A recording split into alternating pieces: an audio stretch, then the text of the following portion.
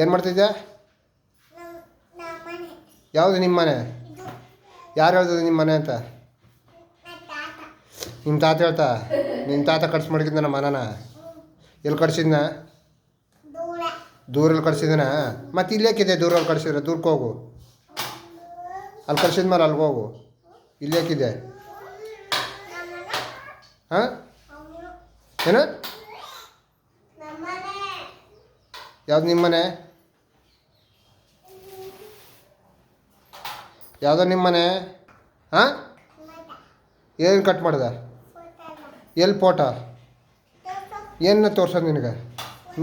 ಯಾವ ಫೋಟೋನೂ ಇಲ್ಲ ಗೀಟನೂ ಇಲ್ಲ. ನಾ ಯಾಕೆ ಫೋಟೋ ಹಿಡೀನಿ? ಹಾಂ?